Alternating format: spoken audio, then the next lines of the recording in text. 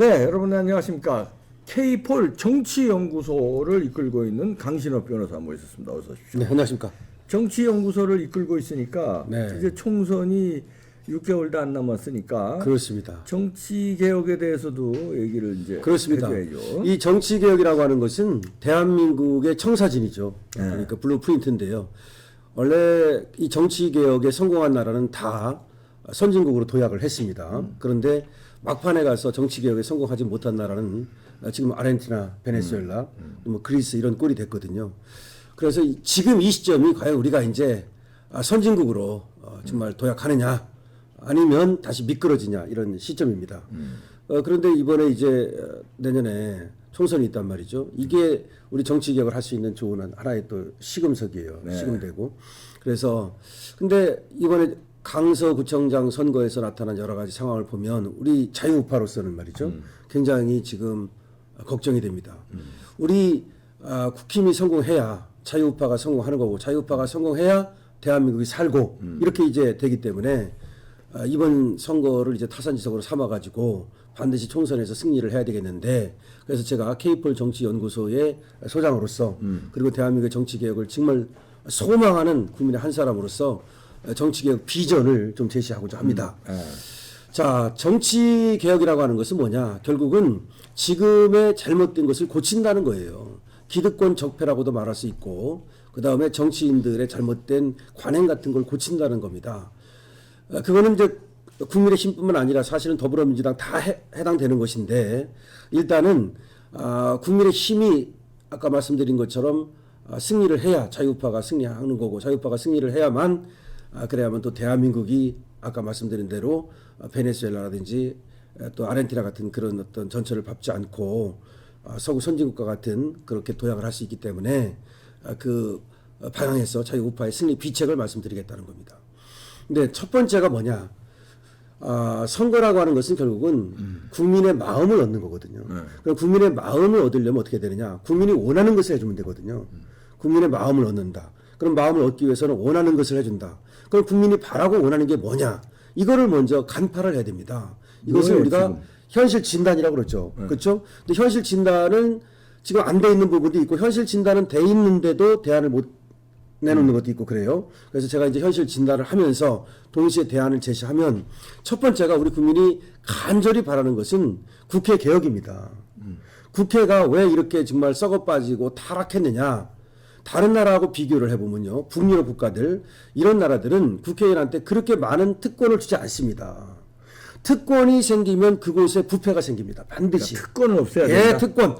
그 한마디로 말할게요. 국회의원 특권 폐지. 국회의원의 그 특권이 180개 정도가 됩니다. 이거는 통계가 나온 겁니다. 180개 정도. 그전에 한 200여 개 된다 그랬는데 그걸 분석을 해봤더니 180개의 특권이 있다는 겁니다. 여러 가지 뭐 예를 들어서 공항의 의전이라든지 그것도 특권 아닙니까? 불체포 자, 특권. 불체포 특권도 특권이고 제일 먼저 없애야 돼. 수많은 특권이 있는데 이 중에서 제일 먼저 없애야 될 것이 불체포 특권입니다. 불체포 특권. 이게 국회의원한테 하나의 신분을 줘버린 거야. 원래 공화주의라고 하는 것은 신분을 주지 않거든요. 모든 사람이 법 앞에 평등하기 위해서는 양반 상놈이 있으면 안 돼. 근데 국회의원의 불체포 특권은 마치 신분이 돼버린 거예요. 그렇기 때문에 불체포 특권 폐지. 또 하나가 우리 지방자치단체장이라든지 대통령이라든지 하마다못해 판사라든지 잘못하면 끌어내릴 수 있거든요. 그런데 국회의원은 끌어내리는 방법이 없어요. 이건 안 되는 거예요. 이것도 신분을 준 거야. 4년 동안에 신분을 보장한 거란 말이에요. 그래서 국회의원 국민소환제. 끌어내리는 거 쉽게 말하면. 네. 대통령도 탄핵시키는데 이 국회의원 끌어내리는 국민소환제를 해야 된다는 겁니다. 네, 국민소환제, 불체포특권 폐지, 국민소환제 도입. 물론 이건 헌법을 개정해야 되는 문제입니다. 자, 그 다음에 그 전이라도 물론 헌법 개정도 이제 우리 자유우파가 내년에 그 총선에서 승리하면 헌법 개정 할 수 있거든요. 자, 그 다음에 국회의원 월급, 이 세비라고 부르는데 저는 세비라는 이름에 반대합니다. 월급이라고 불러야 됩니다. 월급을 다른 나라, 이 북유럽 국가 같은 나라는 심지어 봉사로 하는 나라도 있어요. 월급이 없는 나라도 있어. 근데 우리나라는 어쨌든 또 뭐 생계형 국회의원도 있고 한 거니까 저는 지금의 절반으로 줄일 것을 제안합니다. 지금 1년에 1억 5천만 원 정도입니다. 그런데 7, 8천만 원 해도 충분히 먹고 살 수 있어요. 그래서 국회의원 세비라는 걸 없애고 후원금 받잖아. 예, 그 또 후원금도 있고, 그러니까 월급을 어쨌든 반으로 줄이자. 그 다음에 보좌관 수를 5명 이하로 줄이자. 물론 일은 해야 되니까 그렇다면 1명 하면 안 되는 거고 저는 5명 정도를 합리적으로 제시를 하고요. 그리고 지금 9명입니다. 예, 지금 인천까지. 예, 너무나 많습니다. 사실은 우리 중소기업 같은 데도 9명, 10명만 되면 큰 기업이에요.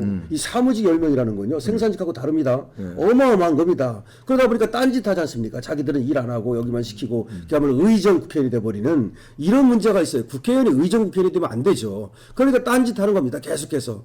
그래서 국회의원이 되자마자 다음 국회의원 될 생각을 하고 있지 않습니까? 어떤 그 분위기 같은 나라는 한 번 하고 나면은 서로 안 한다고 그런대요. 그 정도가 돼야 돼요. 너무 힘들고 그리고 생기는 것도 없고 어려우니까 오히려 이것을 한 번 하고 나서 안 한다는 사람이 생길 정도로 이래야 되는데 너무나 많은 특권이 있다 보니까 서로 하려고 하는 가운데 여기서 여러 가지 부패가 탄생하는 거 아닙니까? 제가 지금 말씀드린 것처럼 하면 국회의원 부패가 없어집니다. 상당 부분 말이죠. 네. 자, 국회 특권을 폐지하다. 이런 말은 여러 번 나온 말이지만 제가 지금 얘기하는 건 간절히 말씀을 드리는 겁니다. 단순하게 그냥 야 국회의원 특권 폐지하자 이렇게 할 게 아니고 이거는 여당이고 야당이고 지금 기득권 국회의원들은 안 해요. 자기들이 지금 등 따시고 배부른데 하겠습니까? 그러니까 누가 해야 되느냐? 결국은 우리 국민들이 반드시 국회를 갖다가 이 특권을 폐지하도록 몰아붙여야 된다. 그 운동도 했어요. 네, 지금도 네, 운동도 하고 있는데 장기표 선생 등에서 여기저기서 했는데 안 통해. 그 운동을 계속 해야 됩니다. 그리고 그런 제가 지금 말씀드린 게 뭐냐? 그런 공약을 내놓는 그런 국회의원, 그런 공약을 내놓는 쪽을 뽑아줘야 되는 건데 제가 그래서 지금 국힘의 총선 승리 또 나아가서는 꼭 국힘이 아니라도 자유우파의 총선 승리 비책을 말하는 겁니다. 네. 그럼 비책이 뭐예요? 그걸 공약으로 내놓으라 이 말입니다. 당장 오늘이라도 김기현 당대표 신임을 받았다면 오늘 당장 불체포 특권 폐지 공약으로 총선 공약으로 내걸고 그다음에 국민 소환제 공약으로 내걸고 그다음에 지금 제가 말씀드리는 것처럼 국회의원 특권 180개를 전부 폐지하겠다라고 공약을 내보십시오. 만약에 국민의힘에서 이걸 내걸지 않으면 오히려 민주당에서 먼저 내걸 가능성도 있어요. 그렇게 되면 선수 뺏기면요 골치 아파집니다. 제가 말씀드렸잖아요. 국민의 힘이다, 더불어민주당이다 이걸 보고 찍는 게 아니에요. 우리 국민은 국민의 마음을 얻는 당, 우리 국민이 원하고 바라는 것을 하는 당을 뽑는 거지. 내가 침발하는 것도 아니고 거기다 껌 붙여놓은 것도 아니에요. 그렇기 때문에 마음을 얻는 정책을 펴라. 첫 번째 국회의원 특권 폐지입니다. 두 번째 뭐냐? 판검사 특권 폐지입니다. 판검사 특권이 중에서 가장 특권이 뭔지 아세요? 뭐요? 판검사 특권 중에서 가장 큰 특권은 판검사 옷을 벗으면 변호사를 할 수 있다는 특권. 전관예우. 예, 그것도 그냥 변호사가 아니라 전관 변호사를 할 수 있다는 특권. 이게 가장 큰 특권인 거예요. 그러니까 판사가 현직에서 물론 대접받고 그런 거 신분 보장받고 그건 좋다 이겁니다. 그 신분 보장, 판사의 신분 보장이라는 건 어느 정도 보장이 필요해요. 그 가지는 어떤 직책이 그야말로 신의 대리자 역할을 하는 그런 정도이기 때문에 그리고 위험한 어떤 요소도 있고 그래서 신분을 보장하는 겁니다. 그 다음에 이 판검사의 여기서 신분보장이라고 하는 것은 파면 같은 걸 쉽게 안 시키는 그런 걸 말하는 겁니다. 자, 그런 건 어떤 필요하지만 판검사가 옷을 벗자마자 그야말로 떼돈을 버는 대법관이 개업하고 말입니다. 검찰총장이 개업하고 이런 판검사 특권을 폐지해야 된다. 그럼 판검사 특권 중에서 가장 큰 특권은 뭐냐? 전관예우 특권이다. 자, 어떻게 폐지해? 이걸 갖다 폐지해야 되죠. 그러려면 법을 바꿔야죠. 기술적으로 어떻게 폐지해? 네, 변호사법에다가 대법원장, 대법관 등등등등 어디까지 고등법원 부장판사 이상은 개업할 수 없다. 검찰총장, 검사장 개업할 수 없다. 변호사법에다가 그 개업 금지에 한 줄만 넣으면 개업 못합니다. 개업 금지. 예, 변호사법만 바꾸면 돼. 개업 금지를 시키는 겁니다. 그다음에 또 하나는 이걸 공약으로 내거라는 겁니다. 지금 판검사 시험과 변호사 시험을 분리시키는 겁니다. 판검사 시험과 변호사 시험을 분리시켜가지고 행정고시 붙으면 왜 그 행정공만 하다가 옷 벗으면 아무것도 못 하잖아요. 행정사랑은 있지만 그 이스라만 하고. 그럼 판검사도 쭉 가다가 옷 벗으면 아무것도 못 해야죠. 왜 판검사는 변호사를 하게 해줍니까? 내 말은 판검사 갈 사람은 쭉 판검사로 가는 거고 그다음 변호사 갈 사람은 변호사로 쭉 가라 이 말입니다. 그렇게 해가지고서 나는 처음부터 공직을 하고 싶다는 사람은 판검사로 가고 나는 공직이 아니라 나는 그냥 변호사 할래 그럼 변호사로 가고 이 분리시키는 것도 법을 만들면 가능한 겁니다. 미국도 거의 그렇잖아요. 변호사 하다가 예. 판검사로 갈 수는 있죠. 평판이 좋아야 판검사로 가. 그렇죠. 처음부터 판검사로 가는 사람이 없어요. 그렇죠. 왜냐하면 그 업적을 쌓아야 돼. 그렇죠.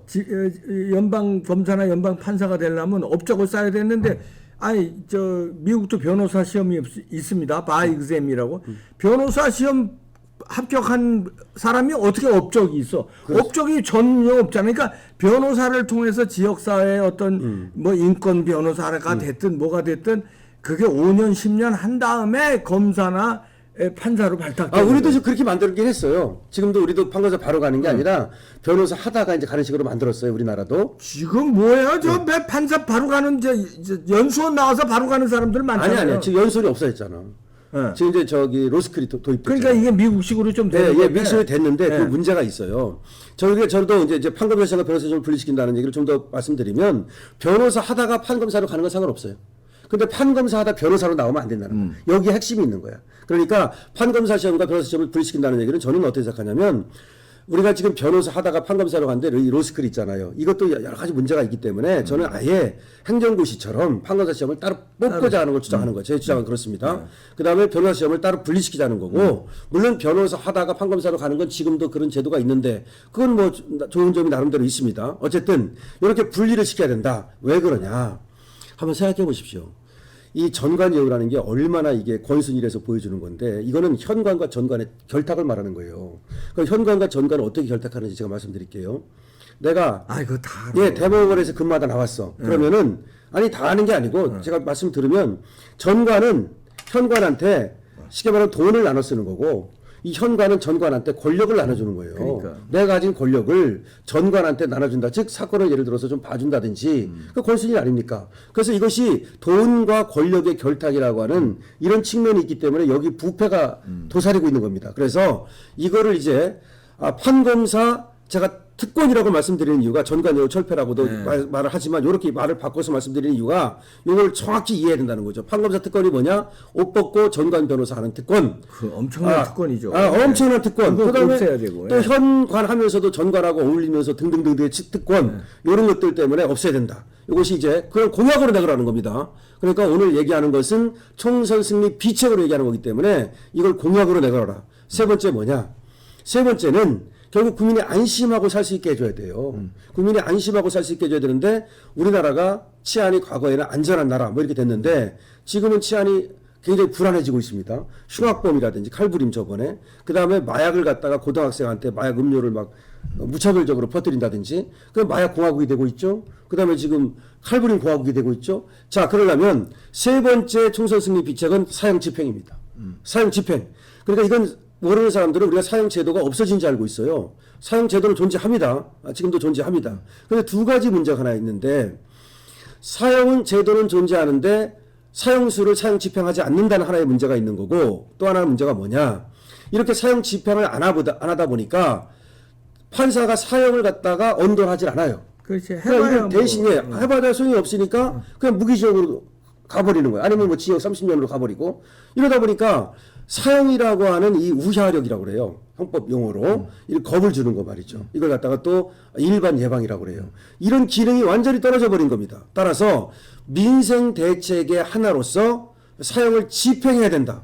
이걸 갖다가 국민의 힘에서 공약으로 내놓으라는 겁니다. 제 말은. 그러니까 총선 승리 비책을 얘기하고 있습니다. 그러니까 제가 이제 법무장관 한동훈 장관한테도 사형을 집행하십시오라고 하는 것을 얘기했고 제 강신업 TV에서도 여러 차례 걸쳐서 글을 통해서도 저는 사형 집행의 전도사 역할을 하고 있습니다. 그런데 이거를 갖다가 국민의 힘에서 공약으로 내걸어라. 이렇게 저는 요구를 하는 겁니다. 이것이 바로 총선 승리 비책이 됩니다. 그래서 원래가 여기서 이제 중요한 말씀을 제가 드리면 지금 우리 강서구청장 선거에서도 졌고 지금 또 여러 가지 발등에 불이 떨어졌다면서도 그 가장 중요한 걸 놓치고 있어요. 그게 뭐냐면 우파가 결집이 안 됐다는 걸 놓치고 있습니다.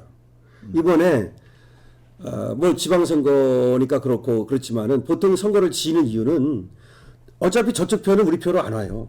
저쪽 표는 저쪽 표고 이쪽 표는 이쪽 표입니다. 미국 선거도 그렇지만 이게 다 이렇게 나눠져 있습니다. 어느 정도. 근데 이 스윙 보트 여기가 소위 중도라고 하는 사람들 이 표가 이제 과연 투표장으로 나오느냐 안 나오느냐 이게 가장 중요합니다. 그러니까 우리 편을 갖다가 투표장으로 끌어내는 게 중요한 거예요. 우리 편이 질 것 같으면 우리 편이 좀 마음에 안 들면 우리 편인데 마음속으로는 우리 편인데 투표장으로 안 나옵니다. 기권을 해버려요. 이것 때문에 지는 겁니다. 따라서 기권표를 막아야 돼요. 집권표를 막는 방법은 뭐냐? 우파가 똘똘 뭉쳐야 됩니다. 왜 교회 같은 데 보면은 그 뭐 서로 이렇게 계속해서 어떤 교류를 하면서 이 신앙심이 떨어지는 걸 막지 않습니까? 마찬가지로 이 우리 자유우파가 승리하기 위해서는 우리 자유우파가 어떤 그 충성심이 떨어지는 거, 애국심이 떨어지는 걸 막아야 됩니다. 그러려면 계속해서 우파가 뭉쳐야 된다. 똘똘 뭉쳐야 된다. 그래서 제가 중력 이론이라고 하는 것을 계속 얘기를 하고 있어요. 중력을 만듭니다. 중력을 만들면 계속 딸려오죠. 그래서 우파는 똘똘 뭉치고 우파는 기권하지 않는다. 이것이 제가 만든 표현입니다. 그래서 우파는 기권하지 않는다. 우파는 중력으로 뭉친다. 그래서 뭉치고 기권하지 않는다. 이렇게 돼야 되는 거고. 그 다음에 소위 이제 중도라고 하는 사람들, 다만 중도라는 것은 엄밀히 말하면 없는데 정치에 관심이 없는 사람들을 우리가 중도라고 부르는 겁니다. 이 정치에 관심이 없는 사람들은 나갈까 말까를 뭘로 결정을 하느냐. 자기한테 어떤 땡기는 정책이 있는가 없는가로 결정을 합니다. 내가 마음에 드는 정책이 있는가 없는가, 어느 당이 내가 마음에 드는 정책을 발표했는가, 그리고 나의 이익에 부합하는가로 결정을 해요. 그래서 중도는 뭘로 당기는 거냐면 정책으로 당기는 거예요. 정책으로. 그래서 국민이 원하는 정책, 그리고 이 시대에 필요한 정책을 먼저 발표하고 선수를 치고 실제로 그것을 갖다가 실현하겠다는 의지를 보여주는 거예요. 이거 오늘 너무 많은 거를 네, 그렇게 하면은 백화점식으로 너무 많은 것을 총선 승리에 이길 수 있어요. 총선 비책 세 개 깔끔하게 네. 세 개만 딱 말씀하세요. 너무 많은 것을 세 개 다 보여주면 얘기했잖아. 안 돼. 세 개 얘기했잖아. 첫 세 번째. 개요, 네, 세 첫 개. 번째가 뭐냐면은 그 첫 번째 얘기한 것이 국회 개혁. 국회 개혁. 두 번째가 법적 카르텔. 공관예우 폐지. 네, 법적 카르텔 타파. 세 번째가 사형 집행. 사형 이거고 집행. 그다음에 우파는 뭉치고. 그다음에 정책으로 중도를 당긴다. 아주 간단한 거예요. 네, 네, 예. 네. 그래서 이것이 총선 승리 비책입니다. 네, 총선 국힘에다가 이거를 갖다가 공약으로 내걸 것을 요청을 합니다. 참 국힘 어렵습니다. 강신업 변호사였습니다.